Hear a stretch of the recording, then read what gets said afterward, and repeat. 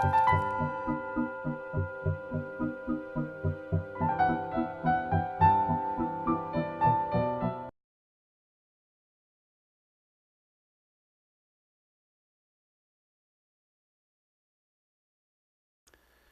going to talk about meditation, something I call the carrot and the stick. Learning meditation is a little like a cowboy roundup and then the rodeo. You have to first tame the mind before you can ride it. And there is a bit of the carrot and the stick involved, only in reverse order. First the stick, then you get the carrot. Now, learning meditation takes practice, and practice for most of us is not all that much fun. So in the beginning, it's hard to get folks' attention enough for them to actually do the habit-building work of learning to meditate. To facilitate this learning, the Tibetan Buddhists introduce us to what are called the common preliminaries, which really, they're meant to be a reality check enough to get our attention. And they consist of what are called the four thoughts that turn the mind toward the Dharma. Sometimes they're called the four notions, and they are the sticks, not the carrots. Briefly put, the four thoughts are these. They remind us that our life is precious, and we might want to put it to good use. That impermanence could be only a next breath away. That the karma we create always comes back to bite us. And the last thought, that trying to game the system, to game life, is an exercise in futility. Those are the four ideas, and they are, if you really take them in and think about them, a wake-up call.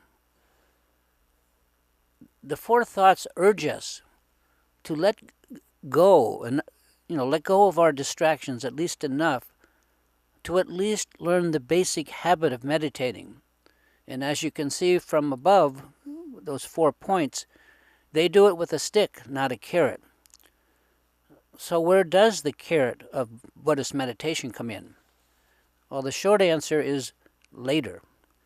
The longer version of an answer is really interesting to me, and it involves a pivot or a point of transformation. Let's just call it the point of no return. Because once past that point, the stick turns into a carrot, and from then on,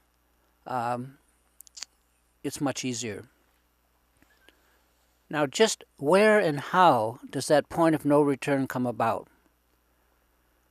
Traditionally, as it's taught, it does not come about until we have mastered, at least to some significant degree, the basic, muscle memory, the habit of meditation, how to do it. Until we can allow the mind to naturally rest, just as it is anyway, and we rest in that ourselves, in the awareness. This involves learning what's called shamatha meditation and being able to rest in samadhi, the samadhi from that practice, to rest the mind. Once we learn to leave the mind just rest in its natural state, then we can begin to learn another kind of meditation called vipassana. It's also called insight meditation. Now, Mahamudra meditation, which is the main form of meditation practiced by the Karma Kagyu lineage, which is the one I belong to, teaches a special form of insight meditation that uses shamatha meditation as well, in combination. And the main idea is to begin to examine thoughts not for their content, not what they mean, but rather for insight into their true nature. And this is easier said than done, and this takes real time and effort, and it's a little more of the stick.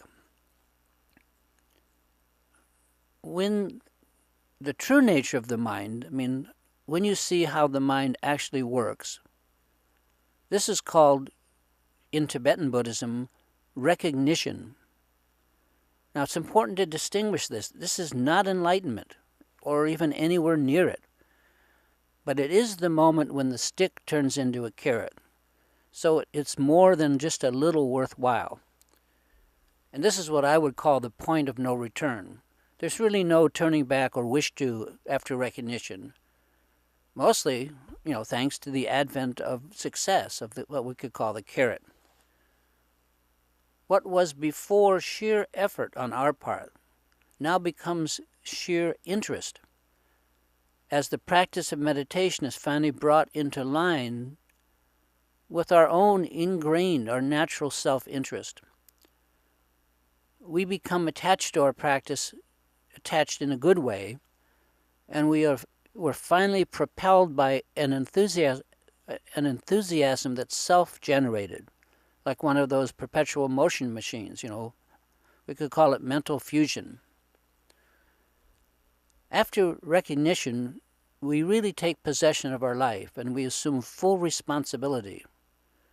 And no longer does the world somehow owe us a living, but we owe ourselves life, and suddenly are empowered to live it.